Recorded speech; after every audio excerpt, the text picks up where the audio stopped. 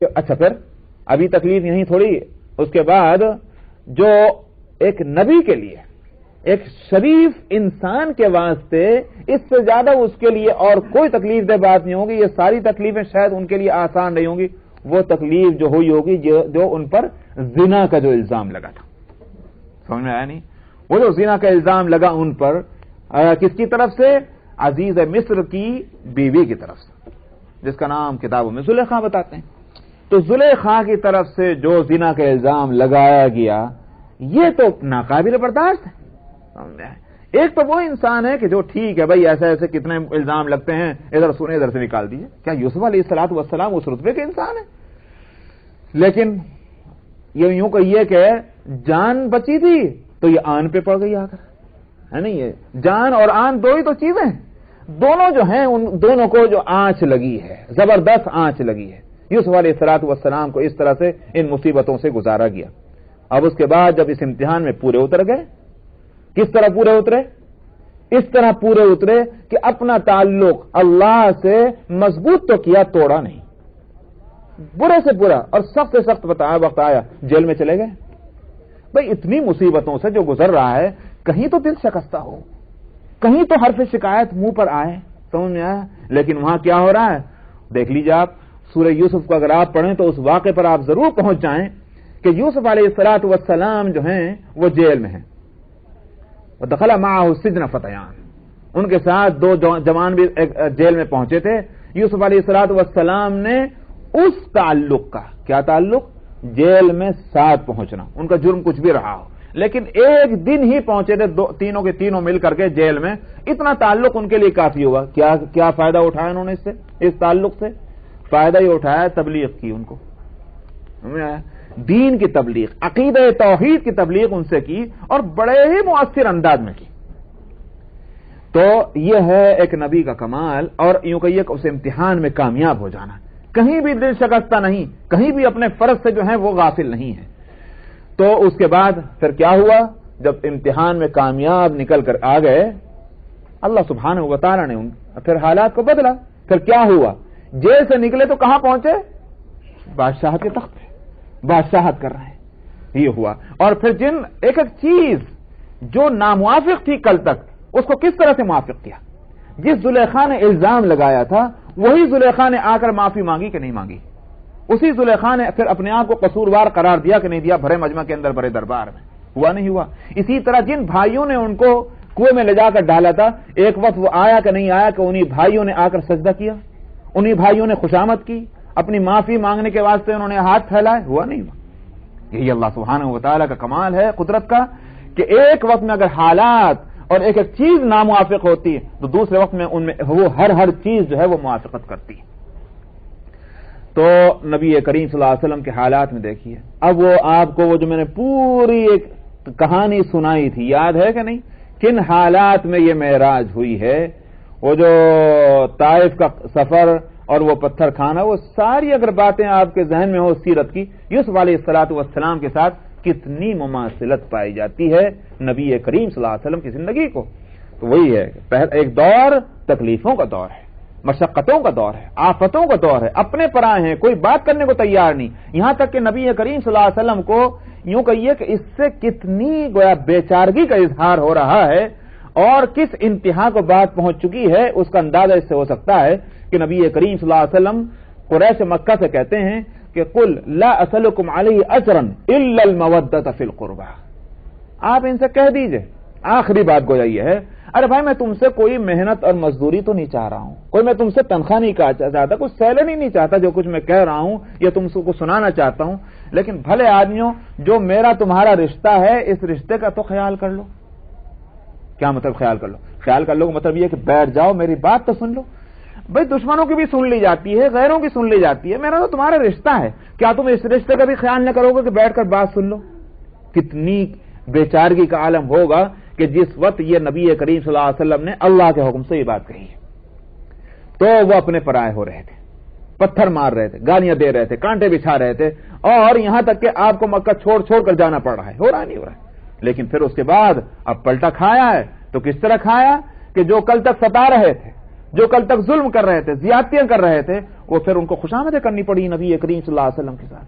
پھر ان کے سارے معاملات جو ہیں وہ آپ کے اختیار میں آ گئے، آپ جو فیصلہ دیں اور کوئی شخص اس کو چیلنج کرنے والا نہیں، وہ وقت آیا ہے۔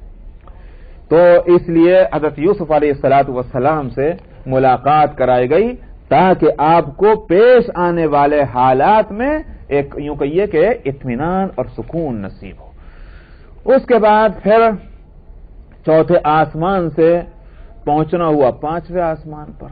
تو پانچویں آسمان پر حضرت ہارون علیہ السلام سے ملاقات۔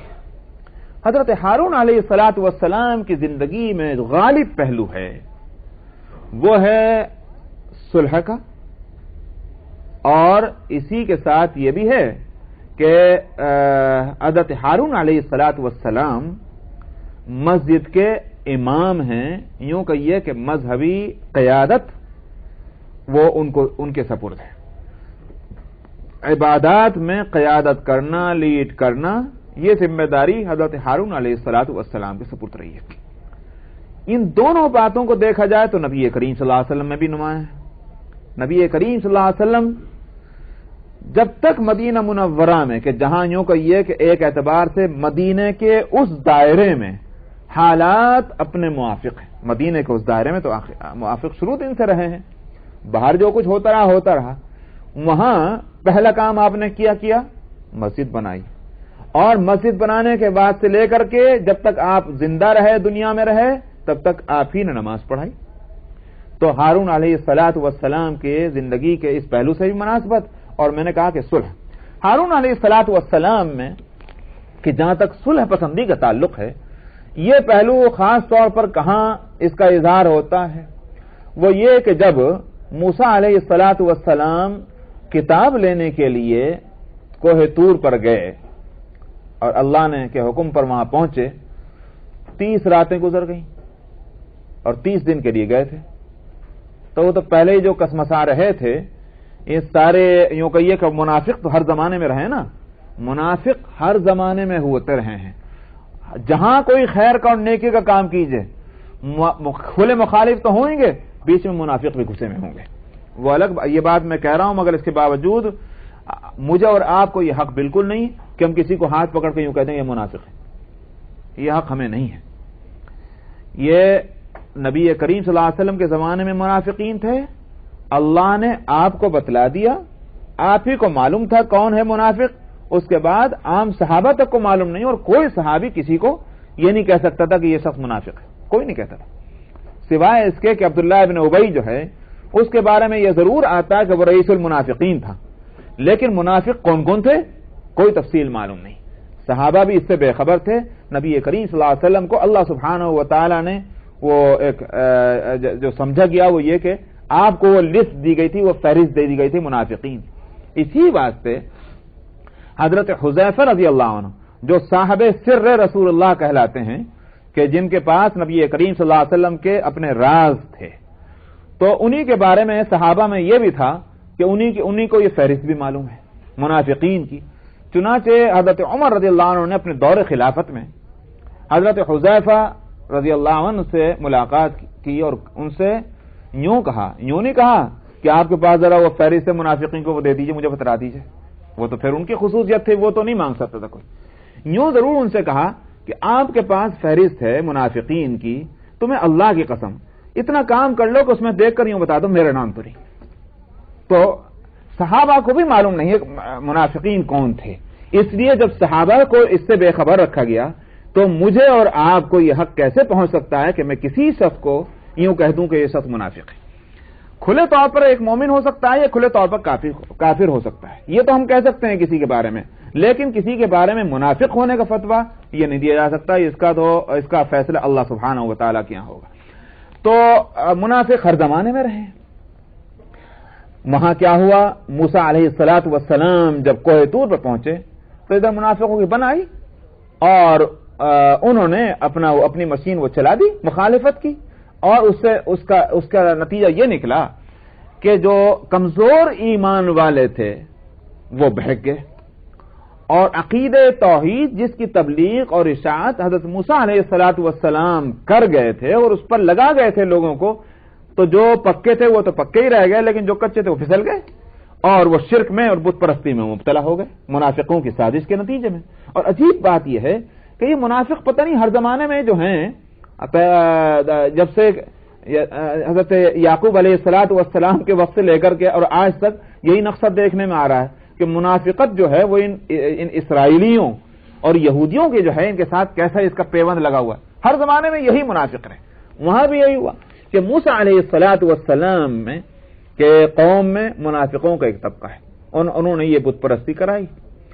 تو جب موسیٰ علیہ الصلوۃ، حالانکہ ہارون علیہ الصلوۃ والسلام موجود ہیں اور وہ وزیر ہیں حضرت موسیٰ علیہ السلام کے، یعنی نائب ہیں ان کے، تو موسیٰ علیہ الصلوۃ والسلام جب واپس آئے اور انہوں نے دیکھا کہ میری قوم کا ایک بڑا حصہ جو ہے وہ شرک میں اور بت پرستی میں مبتلا ہو گیا، تو کیا موسیٰ علیہ السلام کو اس سے کوئی خوشی ہوتی اور ہو سکتی تھی؟ اتنی محنتیں کر کے قوم کو ایک راستے پر ڈالا، تھوڑے دنوں میں یہ پھسل گئے اور پھسلے بھی چھوٹے موٹے گناہ میں جا کے شرک اور بت پرستی میں مبتلا ہو گئے۔ کتنا دکھ ہوا ہوگا۔ یہ تو ایسا ہی ہے کہ جیسے ایک شخص جو ہے بڑی محنتوں سے مشقتوں سے پیسہ جمع کر کے اکٹھا کر کے رات دن ایک لگا کر ایک دکان قائم کرے، اور اس کے بعد کچھ دن کے بعد جو آئے واپس تو آ کر دیکھے کہ آدھی دکان جل گئی، آگ لگ گئی، خوش ہوگا وہ؟ کتنا دکھ پہنچے گا اس کو کہ میری ساری جمع پونجی اور ساری محنت کس طرح سے خاک میں مل گئی۔ موسیٰ علیہ الصلوۃ والسلام کا یہ عالم۔ اسی کیفیت میں پہلا کام کیا کیا؟ ہارون علیہ السلام کو پکڑا۔ یہ کیا ہوا؟ ہارون علیہ الصلوۃ والسلام کا جواب کیا تھا؟ یا ابن ام لا تأخذ بلحیتی ولا براسی انی خشیت ان تقول فرقت بین بنی اسرائیل ولم ترقب قولی۔ انہوں نے یہ کہا، بھائی ذرا مجھے چھوڑو تو صحیح، کہاں میرا سر اور میری داڑھی تم پکڑ مجھے کھینچے لے جا رہے ہو، مجھے دھکے دے رہے ہو، ذرا رکو تو صحیح، بات سنو میں کیا کہنا چاہ رہا ہوں۔ کیا تھی بات؟ میں نے اس لیے بھی زیادہ سختی نہ کی کہ سختی میں اگر کرتا تو ان کے اندر فرقے بن جاتے، ٹکڑے ہو جاتے، پھر آپ آگے مجھے کہتے کہ ذرا صبر تو کر لیا ہوتا، ان کے پارٹیاں کیوں بننے دی تم نے؟ اس لیے میں نے انتظار کیا، میں نے کہہ ضرور دیا تھا، میں نے کہا سختی نہیں کی، آپ آ جائیں گے تو پھر اس کے بعد آپ فیصلہ دیں گے۔ ہارون علیہ السلام بڑے ہیں عمر میں، مگر یہ ہے رسپانسبلٹی، پوزیشن، کام کی ذمہ داری جو ہے وہ اصل حضرت موسیٰ علیہ الصلوۃ والسلام پر ہے، اور یہ تو ان کی حیثیت جو ہے وزیر کی، وجعل لی وزیرا من اہلی ہارون اخی۔ اللہ سبحانہ و تعالیٰ سے دعا کر کے ہارون علیہ الصلوۃ والسلام کو اپنا وزیر بنوایا تھا۔ وہ وزیر ہیں تو چاہے وزیر عمر میں زیادہ ہی کیوں نہ ہو وہ وزیر ہی رہے گا، اور دوسرا جو اصل جو ہے وہ چاہے عمر میں کمی کیوں نہ ہو لیکن وہ اصل رہے گا۔ تو یہاں موسیٰ علیہ الصلوۃ والسلام جو ہیں وہ عمر کا نہیں بلکہ اس وقت جو خیال کر رہے ہیں وہ کر رہے ہیں اپنے منصب کا، نبوی منصب کا، پیغمبرانہ منصب کا، تو ان سے پاس پوچھ کر رہے ہیں۔ ایسا کیوں ہوا؟ تو یہاں ہارون علیہ الصلوۃ والسلام جس عذر کو پیش کر رہے ہیں وہ عذر کیا تھا؟ صلح پر میری نظر رہی اور گروہ بندی اور پارٹی بندی سے میں نے بچانا چاہا قوم کو۔ معلوم ہوا کہ بڑی چیز ہے۔ نبی کریم صلی اللہ علیہ وسلم کی زندگی میں آپ دیکھیں صلح کا پہلو کتنا غالب ہے کہ سب سے زیادہ اس کا اظہار کہاں ہو رہا ہے صلح کا؟ صلح حدیبیہ میں۔ صلح حدیبیہ میں قریش مکہ نے کتنی بڑی زیادتی کی ہے کہ نبی کریم صلی اللہ علیہ وسلم کو اور صحابہ کو جو ہتھیار بند نہیں تھے، کوئی لڑنے کے واسطے نہیں گئے تھے، احرام کی حالت میں ہیں جو عمرہ کرنے کے لیے پہنچ رہے ہیں، ساری دنیا اس بات کو، اس وقت وہاں کی ساری دنیا اس بات کو جانتی ہے کہ جب کوئی شخص احرام میں ہوتا ہے تو لڑنے کا سوال ہی پیدا نہیں ہوتا۔ وہ خوب اچھی طرح جانتے تھے مشرکین مکہ، اور جب کوئی شخص احرام باندھ لے تو اس کو کوئی شخص روکنے کا مجاز نہیں ہوتا تھا ان کے نزدیک بھی کہ جو عمرہ سے اس کو روک دے۔ یہ دربار خدا کا ہے ان کے نزدیک بھی، اور اس دربار سے کسی کو روکا نہیں جا سکتا، یہ ان کا بھی عقیدہ تھا۔ لیکن عجیب بات ہے کہ اپنے عقیدے کے خلاف، مسلمہ قاعدے کے خلاف نبی کریم صلی اللہ علیہ وسلم کو ضد کی وجہ سے، حسد کی وجہ سے، بغض کی وجہ سے روکا۔ کتنی بڑی زیادتی۔ اور اس کے بعد جو صلح ہوئی تو صلح میں بھی صلح ہوا کرتی ہے اس بنیاد پر کہ دو فریق برابر کے درجے میں آ جائیں۔ اگر ایک نیچا اور ایک اوپر ہے تو کہاں کو صلح ہوگی؟ آئی بات سمجھ میں نہیں؟ ایگریمنٹ کب ہوتا ہے؟ ایگریمنٹ جب ہوتا ہے بھائی 19-20 کا فرق تو الگ بات ہے، لیکن یہ نہیں ہو سکتا کہ ایک 0 میں اور ایک جو ہے 20، کیسے ایگریمنٹ ہوگا؟ ایگریمنٹ ہونے کے لیے ضروری ہے کہ دونوں تقریباً ایکول پوزیشن میں آ جائیں. نبی کریم صلی اللہ علیہ وسلم کو مکے والے یہ پوزیشن دینے کو تیار نہیں. ایک ایک چیز پہ جو ہے وہ اڑ رہے ہیں, نہیں یہ نہیں ہوگا, نہیں یہ نہیں ہوگا, نہیں یہ نہیں ہوگا, اور آپ ایک ایک چیز کو مان رہے ہیں کہ اچھی بات ہے, اچھی بات, اچھی بات. اب آپ بتائیں کہ آپ جب وہ ایگریمنٹ ہوا تو بات یہ ہوئی کہ محمد رسول اللہ اور اہل مکہ کے درمیان یہ مصالح. کہنے لگے یہ کیسے ہو سکتا ہے؟ اہل مکہ تو ٹھیک ہے, مگر یہ محمد رسول اللہ کیسے ہو سکتا ہے؟ انہوں نے کہا اور محمد ابن عبداللہ لکھی ہے, محمد رسول اللہ ہم مان لیں تو پھر جھگڑا کیا رہ گیا؟ کیا اب اس سے انکار کیا جائے؟ بھائی تم نہیں مانتے نہ مانو, بھاگ جاؤ. لیکن یہاں تو محمد رسول اللہ ہیں. چنانچہ صحابہ جو ہیں ان کے ہاتھ, ان کے جو ہے وہ ایک ہاتھ کے پاس جو کچھ ہتھیار ہوگا یا ڈنڈا ہوگا وہاں تک پہنچ گئے. انہوں نے کہا ان کی ایسی کی تیسی, یہ کیسے اتنی زیادتی کرنے کو تیار ہے؟ صحابہ اپنی جان دینے کو تیار, لیکن لفظ رسول اللہ پر کوئی کمپرومائز ہو جائے اس کے لیے کیسے تیار ہو جائیں؟ یہ تو ایمان کا مسئلہ. تو وہاں جانیں ہلکی ہیں, ایمان تو ہلکا نہیں. اس لیے صحابہ یہاں جمتے ہیں, لیکن نبی کریم صلی اللہ علیہ وسلم فرما رہے ہیں کاٹ دو اس لفظ کو, محمد ابن عبداللہ لکھو. ہو گئی بات.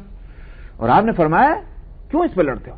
میں اگر محمد رسول اللہ ہوں, محمد ابن عبداللہ بھی تو ہوں, کوئی جھوٹ بات تو نہیں ہے, سچ تو ہے, لہذا کاٹ. پھر اسی کے ساتھ اتنی ہی بات نہیں, جو ایگریمنٹ ہو رہا ہے اس میں نے کہا کہ برابری کا درجہ ہونا چاہیے, لیکن نہیں, اس میں ایک بات یہ آئی, اگر کوئی شخص مکے والوں میں سے بھاگ کر کے اور مدینے والوں میں ملنا چاہے, کیا مطلب ملنے کا کیا مطلب ہوگا؟ ان دنوں میں مسلمان ہو جائے, وہاں اگر مل جائے اسے واپس کرنا ہوگا, اور اگر کوئی مدینے سے بھاگ کر مکے آ جائے اس کو واپس نہیں کیا جائے گا. ارے کوئی ایگریمنٹ دنیا میں ہو سکتا ہے اس طرح سے؟ سمجھ میں آیا؟ لیکن نبی کریم صلی اللہ علیہ وسلم فرماتے ہیں منظور. صحابہ جو ہیں تلملا رہے ہیں, ان کا ایک رنگ آ رہا اور ایک جا رہا ہے, یہ کیسی مصالحت ہو رہی, کیسی ہو رہی؟ آخر حضرت عمر رضی اللہ عنہ سے نہیں رہا گیا, اور آج صرف اس وقت ابو بکر صدیق ہیں کہ جو جس کو کہا کرتے نا ٹک ٹک دیدم دم نہ کشیدم, وہ کیفیت میں ہے کہ دیکھ رہے ہیں مگر منہ سے ایک لفظ نہیں بول رہے ہیں. اطمینان ہے, کہیں کا اطمینان, جو اللہ کے رسول کر رہے ہیں ٹھیک ہی کر رہے ہیں, ہماری سمجھ میں آیا کہ نہ آئے. یہ ہے وہ ایمان کا وہ درجہ جو ابو بکر صدیق کو حاصل ہے. مگر میں نے کہا کہ یہ میں نہیں کہہ رہا ہوں کہ اور دوسرے لوگ جو ہیں وہ ایمان سے محروم ہیں, نہیں, وہ بھی ایمان کا تقاضا ہے. عمر فاروق رضی اللہ عنہ آ کر عرض کرنے لگے یا رسول اللہ کیا ہم حق پر نہیں ہیں؟ بالکل حق پر ہیں. تو حق پر ہیں تو وعدے کیا ہوئے جو ہمارے ساتھ تھے؟ یہ کیسے معاہدے ہو رہے ہیں, کیسے مصالحتیں ہو رہی ہیں؟ تو صحابہ سے برداشت نہیں ہو رہا, لیکن نبی کریم صلی اللہ علیہ وسلم ساری شرطیں مان لیں, اور راز اس میں جو تھا اس کو ظاہر ہے کہ نبی کی بصیرت جو ہے وہی سمجھ سکتی, اور وہ یہ کہ جو ایک دفعہ مسلمان ہو گیا, جو ایک دفعہ مسلمان ہو گیا اس کے پھر کافر ہونے کا کوئی سوال ہی پیدا نہیں ہوتا. اور اگر وہ کافر ہو رہا ہے پھر ہمیں کو کیا فکر اس کی, چاہے پھر تو مدینے سے کوئی اگر جائے گا مکے, دو صورتیں ہیں, یا تو وہ ایمان سے بھاگ کر جا رہا ہے تو ہم اس کی فکر میں کہاں کو جائیں, اور اگر وہ ایمان کے ساتھ جا رہا ہے تو پھر ٹھیک ہے کچھ دن کی تکلیف ضرور ہوگی, آخر کو لوٹ کر اس کو یہیں آنا ہوگا, تو ہم کہیں کو اس کی وجہ سے اپنی مصالحت کو خراب کریں. یہ تھی وہ بات, سمجھ آئے؟ اور اسی طرح سے مکے کی طرف سے دوڑ کر آئے تو اس کے لیے بھی یہ صورت ہے کہ بھئی اگر وہ بغیر ایمان کے آیا تو ہم کو کیا ضرورت ہے اس کی, اور اگر ایمان کے ساتھ آیا واپس چلا جائے تو ایمان کے ساتھ پھر بھی رہے گا, آخر حالات بدلیں گے اور وہ ہمارے ساتھ آئے گا. نبوی بصیرت تھی جو ان حالات پر جس کی نظر ہو سکتی ہے. دوسرا آدمی کہاں وہاں تک دیکھ سکتا ہے, ان کی نظر تو یہ ہے کہ مصالحت کیسے ہو رہی ہے. یہاں مسئلہ ہے عزت کا, یہاں مسئلہ ہے ناک کا, اور نبی کا یہاں یہ چیزیں نہیں ہوتی ہیں. وہاں تو یہ ہے کہ انجام کیا ہے اس کا, اس پر نظر ہے. تو میں یہ کہہ رہا تھا کہ نبی کریم صلی اللہ علیہ وسلم صلح پسند ہیں, اسی وجہ سے ان میں سے ان کی طرف سے سخت شرائط کو مانے جا رہے ہیں. اگر صلح پسندی نہ ہوتی تو آپ اڑ جاتے, اسی طرح سے اڑ جاتے. کون سی طاقت تھی جو آپ کو روکتی؟ بھائی ٹھیک ہے نہیں آنے دیتے, نہیں آنے دیتے, ہم جا رہے ہیں, کل کو دیکھ لیں گے ذرا طاقت سے مقابلہ ہوگا. آخر یہ معاملہ کب ہوا ہے؟ صلح حدیبیہ کا سن 5 ہجری میں, اور آپ دیکھتے ہیں کہ سن 2 ہجری کے اندر بدر کے اندر دانت تو کھٹے کر چکے ہیں, سمجھا, اور مکے والوں کی طاقت کی کمر تو ٹوٹ چکی ہے, وہ قریش کی, تو یہ تو سن 2 ہجری کے اندر ہو چکا. अगर सन 3 हिजरी के उहद के गजबे के अंदर अगर कुछ हालात दूसरे हुए हैं तो वहां कुछ और वजह थी, और वो भी इस तरह से कि मुसलमानों को नुकसान जरूर पहुंचा है, लेकिन ये हरगिज नहीं हुआ कि मक्के वाले जीत कर चले गए। मक्के वाले जीत कर नहीं गए उहद के अंदर भी। तो यूं कहिए कि सन 2 और सन 3 हिजरी के तजर्बे के बाद ये तो नहीं कहा जा सकता कि मदीने वाले कमजोर हैं। समझ में आया? अगर ताकतवर नहीं है तो कमजोर भी नहीं। इन हालात में ऐसी मुसालहत करना तो ये जाहिर है कि सुलह पसंदी के सिवा इसको और क्या कहा जा सकता है। तो नबी करीम सल्लल्लाहु अलैहि वसल्लम में भी ये पहलू गालिब रहा। इस मुनासिबत की वजह से हारून अलैहिस्सलातु वस्सलाम की मुलाकात कराई गई चौथे आसमान पर। एक बजाय मुझे आज यही कहा था कि भाई 1 बजे तक तफसीर होनी है, कुछ इनकी राज की बातें। आऊज़ु बिल्लाहि मिनश शैतानिर रजीम, बिस्मिल्लाहिर रहमानिर रहीम। सुब्हानल्लज़ी अस्रा बिअब्दिही लैलन मिनल मस्जिदिल हरामि इलल मस्जिदिल अक़सल्लज़ी बारकना हौलहु إلى المسجد الأقصى الذي باركنا حوله لنريه من آياتنا إنه هو السميع البصير وآتينا موسى الكتاب وجعلناه هدى لبني إسرائيل ألا تتخذوا من دوني وكيلا ذرية من حملنا مع نوح إنه كان عبدا شكورا وقضينا إلى بني إسرائيل في الكتاب لتفسدن في الأرض مرتين ولتعلن علوا كبيرا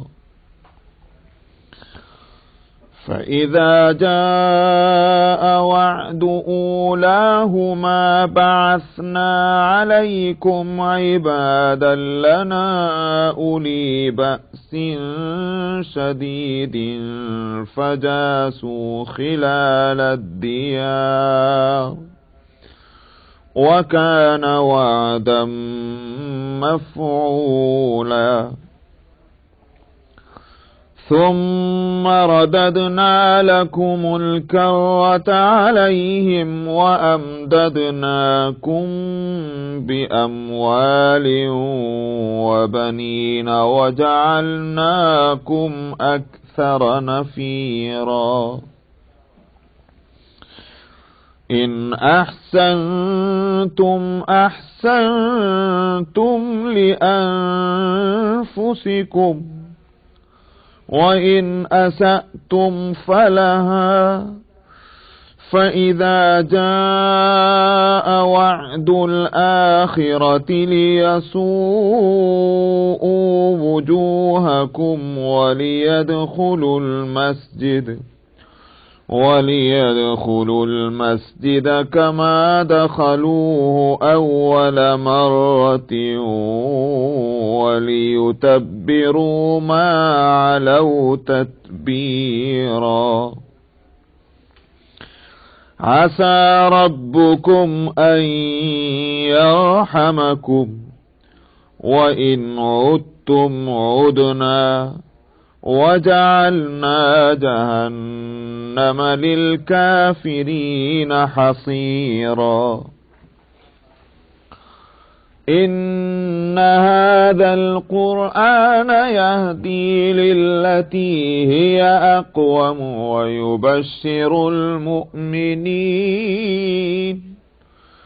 ويبشر المؤمنين الذين يعملون الصالحات أن لهم أجرا كبيرا وَأَنَّ الَّذِينَ لَا يُؤْمِنُونَ بِالْآخِرَةِ أَعْتَدْنَا لَهُمْ عَذَابًا أَلِيمًا۔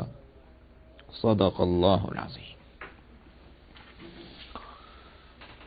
ذکر چل رہا تھا معراج کا، اور یہ کہ 5ویں آسمان پر ملاقات ہوئی تھی حضرت ہارون علیہ السلام سے، اور اس کی حکمت بتلائی تھی۔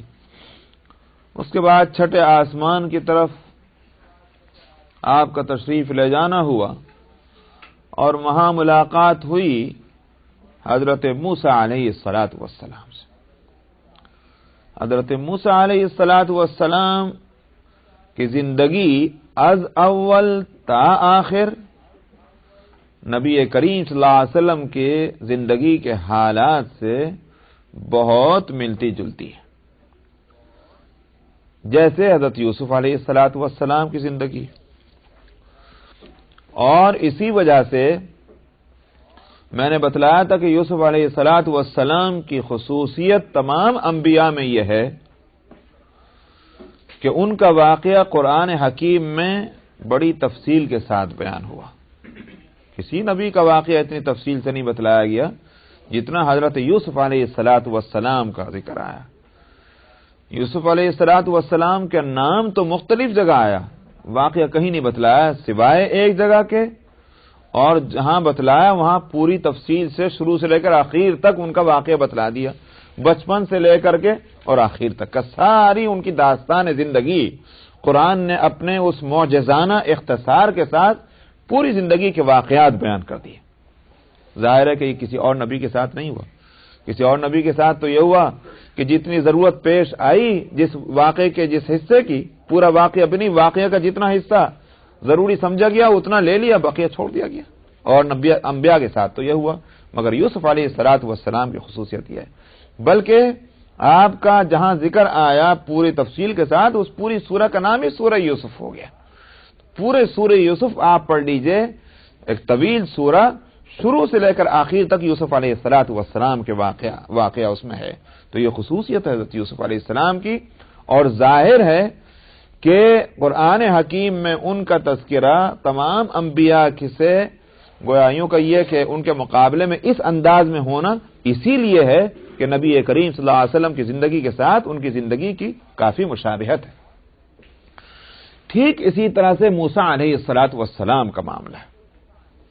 موسیٰ علیہ السلام کے ساتھ یہ تو نہیں ہوا کہ ان کا ذکر قرآن حکیم میں ایک جگہ تفصیل سے آیا ہو، مگر ایک دوسرے اعتبار سے ان کی بھی ایک خصوصیت ہے، اور وہ یہ کہ تمام انبیاء علیہ السلام کا تذکرہ ہے تو جو اور انبیاء ہیں 25 یا 26 جن کا ہیں ان کا مختصر یا تفصیل سے کہیں نہ کہیں ذکر ہے، مگر جتنی جگہ تذکرہ موسیٰ علیہ السلام کا آیا اتنی جگہ کسی اور نبی کا نہیں آیا۔ تقریباً کئی 100 جگہ موسیٰ علیہ السلام کا ذکر ہے، کہیں صرف نام ہے اور کہیں ان کا واقعہ ذکر کیا گیا جتنا بھی ضروری سمجھا گیا کہیں۔ تو موسیٰ علیہ السلام کی ایک دوسری خصوصیت ہے کہ ان کا تذکرہ قرآن حکیم میں سارے انبیاء سے بڑھ کر ہے۔ تو اس خصوصیت کی وجہ بھی یہی ہے، نبی کریم صلی اللہ علیہ وسلم کی زندگی کے ساتھ موسیٰ علیہ السلام کی زندگی کو کافی مشابہت ہے۔ اور مثلا موسیٰ علیہ السلام کے تعلق سے دیکھیے کن حالات میں ان کی پیدائش ہوئی۔ ان حالات میں کہ موسیٰ علیہ السلام کا انتظار ہے۔ انتظار اس لیے نہیں ہے کہ آئیں گے تو ایمان لائیں گے، بلکہ یہ آنے نہ دو، یہ بھی تو ایک انتظار ہے، کہیں آنا جائیں۔ چنانچہ موسیٰ علیہ السلام کو نہ آنے دینے کے واسطے بنی اسرائیل میں جتنے بچے پیدا ہو رہے تھے ان میں سب لڑکوں کے سر قلم کیے جا رہے تھے، پیدا ہونے کے ساتھ ہی ان کو مارا جا رہا تھا۔ یہ بھی ایک قسم کا انتظار ہی تو ہے۔ ایسے ماحول میں موسیٰ علیہ السلام کی پیدائش ہوئی، اور اللہ سبحانہ و تعالی نے اس کے عجیب شان ہے کہ ایک طرف تو یہ شیطان کو اتنی چھوٹ دی کہ اس کا نظام چل رہا ہے کوئی بچہ پیدا ہو تو اس کی گردن اڑا دو، اور ٹھیک انہی حالات میں موسیٰ علیہ السلام پیدا ہو رہے ہیں، اور یہ بتلانا ہے کہ تمہارے سارے نظام کے مقابلے میں تمہاری آنکھیں کھلی بھی ہوں گی، تمہارے گھروں میں ان کی میں پرورش کراؤں گا۔ چنانچہ موسیٰ علیہ السلام پیدا بھی ہو گئے، اور فرعون کے گھر میں جس کے حکم سے بچوں کے سر قلم ہو رہے تھے، اسی کے گھر میں موسیٰ علیہ السلام کی پرورش کرائی گئی۔ اللہ کی قدرت یہ دیکھیے آپ۔ اور پھر اسی فرعون کے مقابلے میں موسیٰ علیہ السلام کو آخرکار لا کے کھڑا کر دیا گیا، کرو اس کی اصلاح، دین کی دعوت اس کو دو۔ لیکن فرعون نہیں مانا، راستے پر نہ آیا، اس نے اپنی پوری طاقت لگا دی موسیٰ علیہ السلام کے مقابلے میں، جبکہ موسیٰ علیہ السلام کے پاس کوئی مادی طاقت نہیں تھی۔ جو طاقت تھی وہ اللہ کی نصرت کی تھی، اس کے سوا اور کچھ نہیں۔ اور فرعون کے پاس سارا ساز و سامان ہے، لیکن وہ سارے ساز و سامان کے باوجود موسیٰ علیہ السلام کا کچھ نہ بگڑا تو اسی فرعون کا بگڑا۔ اور اس کے بعد موسیٰ علیہ السلام اپنی پوری ایمان والی قوم کو یا اپنی پوری قوم کو کس غیبی طریقے پر نکال کر لے گئے، اور وہ سب کے سب بچ کر چلے گئے۔ یہ ہجرت ہوئی موسیٰ علیہ السلام کی اور پورے بنی اسرائیل کی، بڑی کامیاب ہجرت۔ اس کے بعد جہاں پہنچ گئے موسیٰ علیہ السلام، وہاں موسیٰ علیہ السلام کا اقتدار قائم ہوا۔ پورے بنی اسرائیل پر حکم کس کا چل رہا تھا؟ موسیٰ علیہ السلام کا۔ 100-200 بنی اسرائیلی نہیں تھے وہ، بلکہ ہزاروں سے تھے۔ بعض تو کہتے ہیں تقریباً لاکھوں میں تھے۔ لاکھوں اسرائیلیوں پر موسیٰ علیہ السلام کا حکم چل رہا تھا۔ تو یہ تھی وہ صورت، یہ زندگی کا وہ نقشہ نبی کریم صلی اللہ علیہ وسلم کے ساتھ دیکھیے۔ آپ کا دنیا میں تشریف لانا ان حالات میں ہوا کہ لوگ آپ کے انتظار میں ہیں، ان حالات میں آپ کی پیدائش ہوئی۔ کہاں پیدائش ہو رہی؟ کہ جن کو آگے چل کر کے مخالفت کرنی ہے، جان کا دشمن بننا ہے، انہی گھرانوں میں آپ کی پرورش ہوئی اور انہی کی اصلاح کی ذمہ داری آپ پر ڈالی گئی۔ پھر کیا ہوا؟ مکے والے ٹھنڈے چولہے تھوڑی بیٹھے رہ گئے، مکے والوں نے پوری طاقت جھونک دی نبی کریم صلی اللہ علیہ وسلم کے مقابلے پر، یہاں تک کہ زبردست پلان بنا لیا گیا۔ آخرکار سارے یوں کہ یہ تدبیریں اختیار کرنے کے بعد جب فیل ہو گئے کہ جان سے مار دو، اور پورے انتظامات مکمل ہیں نبی کریم صلی اللہ علیہ وسلم کو جان سے مار دینے کے۔ مادی اعتبار سے، ظاہری اسباب کے اعتبار سے اب آپ کے بچنے کی تو کوئی سبیل ہے نہیں، سمجھ میں آیا؟ اس لیے کہ آپ کے پاس کوئی فوج فرا نہیں ہے۔ مسلمانوں کی جو تھوڑی بہت تعداد تھی ان کو ہجرت کا حکم دیا جا چکا، وہ ہجرت کر چکے ہیں۔ 3-4 مسلمان جو ہیں وہ مکے میں رہ گئے ہیں، ایک دوسرے کی کسی کو خیر خبر نہیں، کوئی یہاں رہتا ہے تو کوئی وہاں رہتا ہے۔ اندھیری رات میں مکے کے ہر خاندان کا ایک جوان ہتھیار بند آپ کے گھر پر موجود ہے، اور یوں کہ یہ کسی وقت کا انتظار وہ کر رہے ہیں کہ وہ وقت آئے اور فوراً آپ پر حملہ کر دیں، سب کے سب مل کر۔ اب بچنے کی صورت کیا ہے؟ لیکن دیکھ لیجئے کہ جس نے موسیٰ کو بچایا وہی یہاں محمد صلی اللہ علیہ وسلم کو بھی بچا رہا ہے، اور جس طرح سے وہاں آنکھوں دیکھتے سب کچھ کرایا گیا، یہاں بھی یہ ہوا کہ سو نہیں رہے تھے، وہ نشے میں نہیں تھے، وہ لوگ آنکھیں کھلی تھیں، ہتھیار ان کے ہاتھ میں تھے، اور نبی کریم صلی اللہ علیہ وسلم ان کے بیچ سے اپنے گھر سے نکل کر گئے، ان کے سامنے سے نکل کر گئے، اور وہ کچھ نہ کر سکے۔ کوئی یہ بیمار نہیں تھے، وہ مفلوج نہیں تھے، پیرالائز نہیں تھے، نشے میں نہیں تھے، نیند میں نہیں تھے، نبی کریم صلی اللہ علیہ وسلم ان کے بیچ سے نکل کر گئے۔ صرف اتنی ایک تدبیر کی، جس کو تدبیر کسی طرح نہیں کہا جا سکتا، کہ زمین سے کچھ کنکریاں مٹھی میں اٹھا کر کے ان کی طرف پھینک دی اور آپ چلے گئے، اور ان کو کچھ پتہ بھی نہ چلا یہ کیا ہوا۔ تو ظاہر ہے کہ اللہ سبحانہ و تعالی کا انتظام تھا۔ اس کے بعد آپ نے ہجرت کی، عافیت کے ساتھ آپ مدینہ طیبہ تشریف لے آئے۔ کہاں تو وہ کہ مکے والے رہنے دینے کو تیار نہیں، جان سے مارنے کا فیصلہ، اور کہاں مدینہ طیبہ میں پہنچے تو اب آپ کا اقتدار قائم ہے، آپ کی حکومت وہاں قائم ہو چکی۔ آپ سیاہ اور سفید کا جو فیصلہ کر دیں، وہاں مدینہ منورہ میں یہ قانون بن چکا ہے کہ حکم چلے گا تو محمد صلی اللہ علیہ وسلم کا چلے گا۔ یہ فیصلہ سب نے کر لیا، چاہے رضامندی سے کیا ہو اور چاہے مجبوری سے کیا ہو۔ مسلمانوں نے رضامندی سے فیصلہ کیا اور یہودیوں نے مجبور ہو کر فیصلہ کیا۔ نبی کریم صلی اللہ علیہ وسلم کی حکومت قائم ہوئی۔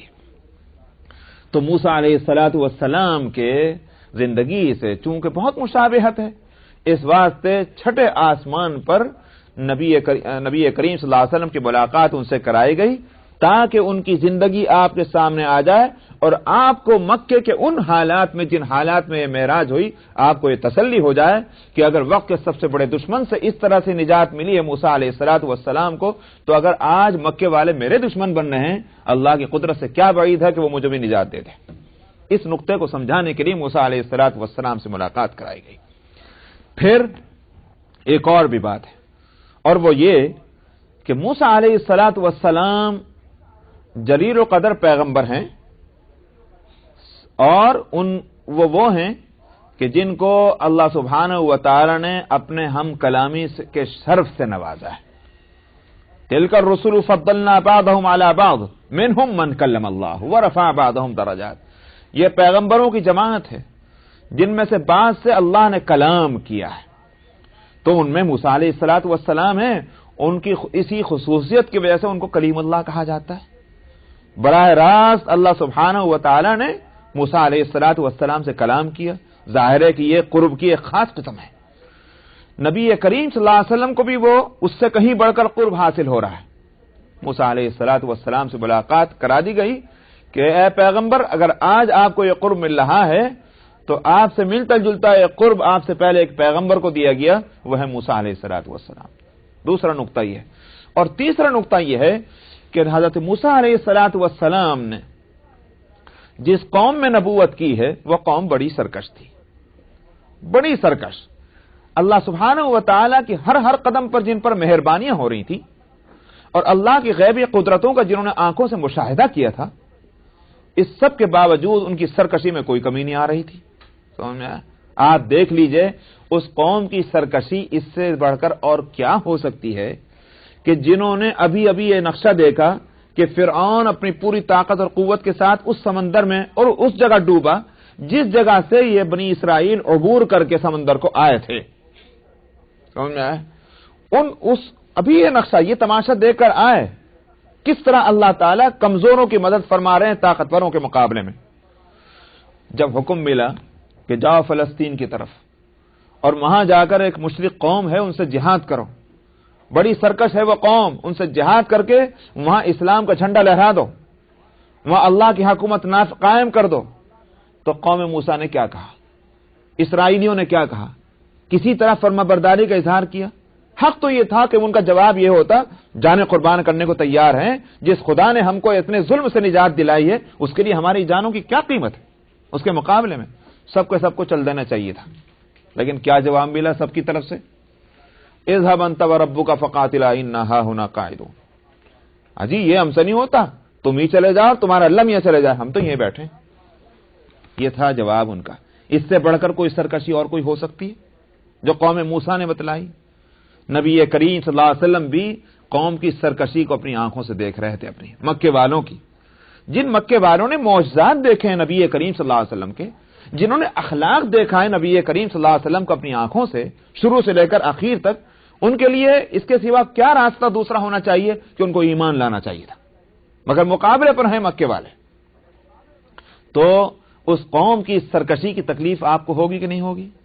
موسیٰ علیہ السلام سے ملاقات میں راز یہ سمجھ میں آتا ہے کہ حضرت موسیٰ علیہ السلام کی زندگی کا نقشہ سامنے آ جائے، انہوں نے بھی نبوت کی ہے اور اس قوم سے زیادہ سرکش قوم میں کی ہے، لیکن کیسی صبر کے ساتھ، کیسے ضبط کے ساتھ انہوں نے اپنے زندگی کا وہ وقت گزارا ہے کہ جو اللہ نے مقرر فرمایا تھا، اور انہوں نے اپنے کام میں کوئی کمی نہیں چھوڑی۔ لہذا اے پیغمبر، اگر آپ کے قوم آج آپ کے لیے سرکش ہے تو کوئی نئی بات نہیں، ہر نبی کے ساتھ یہی ہوتا رہا ہے، دیکھ لو موسیٰ کی زندگی۔ یہ کئی نقطے تھے موسیٰ علیہ السلام سے ملاقات کرانے میں جو پیش نظر تھے۔ اس کے بعد 7ویں آسمان پر لے جایا گیا اور وہاں ملاقات ہوئی کن سے؟ حضرت ابراہیم علیہ السلام سے۔ میں نے کہا تھا کہ پہلے آسمان پر حضرت آدم علیہ السلام سے ملاقات ہوئی تھی، کیوں؟ اس لیے کہ وہ باپ ہیں، وہ سارے دنیا کے انسانوں کے باپ ہیں۔ ابا سے ملنے سے بڑی تسلی ہوتی ہے اولاد کو، ماں باپ سے ملنے سے، تو آدم علیہ السلام سے اسی واسطے سب سے پہلے ملاقات کرا دی اس نئی دنیا کے اندر، چاہے تسلی اور تشفی ہو۔ تو اگر آدم علیہ السلام سے یہ رشتہ ہے تو ابراہیم علیہ السلام سے بھی یہی رشتہ ہے، اور وہ کیا کہ ابراہیم علیہ السلام گویا یوں کہیے کہ جد امجد ہیں نبی کریم صلی اللہ علیہ وسلم کے، انگلش میں کہتے ہیں فور فادر، جد امجد ہیں نبی کریم صلی اللہ علیہ وسلم کے ابراہیم علیہ السلام، اس لیے کہ ابراہیم علیہ السلام کے دو بیٹے ہیں اسحاق اور اسماعیل۔ اگر ایک سلسلہ حضرت اسحاق علیہ السلام کی اولاد میں ہوا، انبیاء آئے، تو حضرت اسماعیل علیہ السلام کی اولاد میں اول اور آخر ایک ہی نبی ہوئے ہیں، اور وہ ہیں محمد صلی اللہ علیہ وسلم۔ تو اس لیے بھی ابراہیم علیہ السلام سے کہیں نہ کہیں ملاقات ہونی تھی۔ دوسری بات یہ کہ نبی کریم صلی اللہ علیہ وسلم کو جو دین دیا گیا، اس دین کو کہا گیا دین ابراہیمی۔ قرآن حکیم میں فرمایا ملت ابیکم ابراہیم ہوا سماکم المسلمین من قبل وفی ھذا، تمہارا طریقہ کیا ہے؟ ابراہیم کا طریقہ۔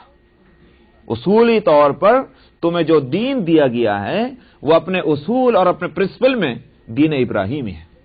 دیکھیے ہر قانون کے دو حصے ہوتے ہیں، ایک کو آپ کہتے ہیں فنڈامنٹل پرنسپل، کسی بھی یا کانسٹیٹیوشن آپ کہہ رہے ہیں، دوسرا حصہ اس کا ہوتا ہے جس کو کہتے ہیں بائی لاز۔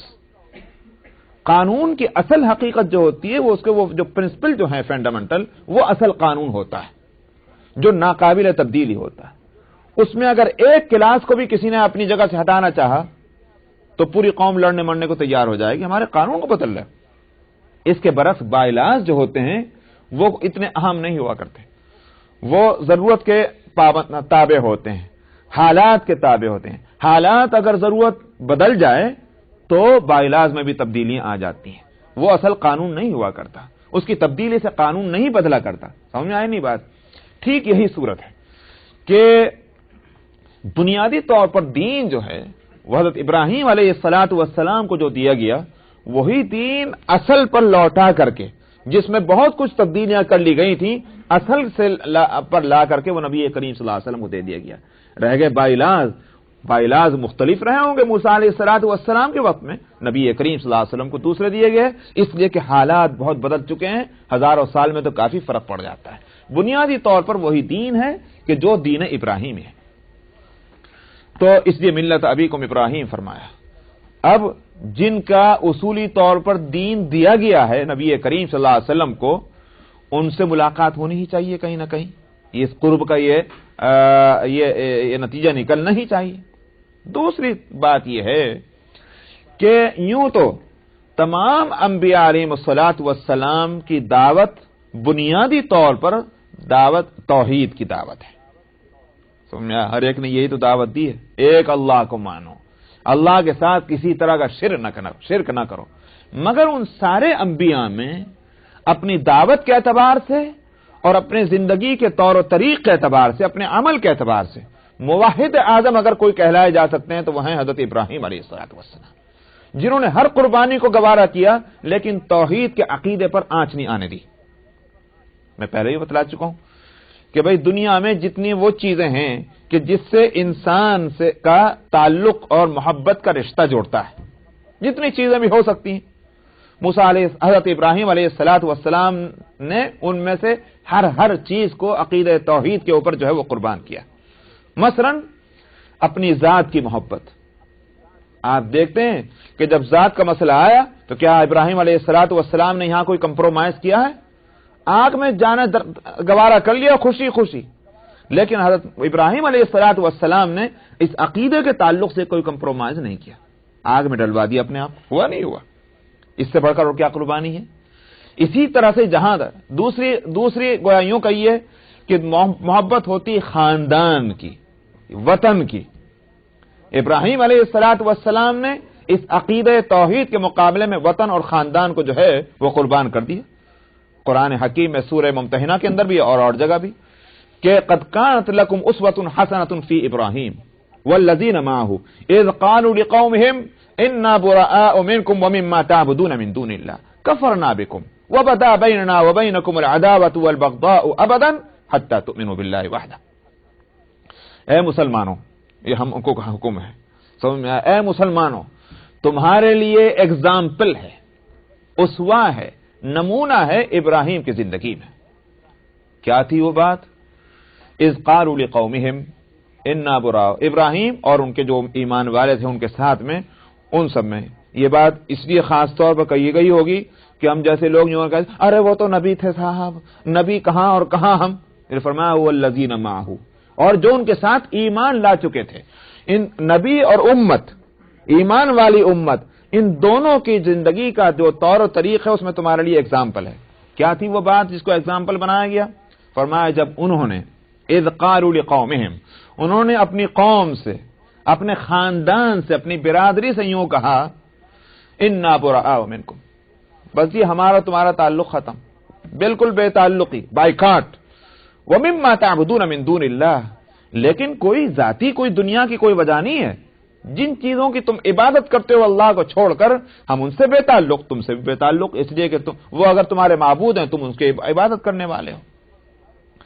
کفرنا بکم، تمہارے طور و طریق سے ہم انکار کرتے ہیں اس کے صحیح ہونے سے. وبدا بیننا وبینکم العداوۃ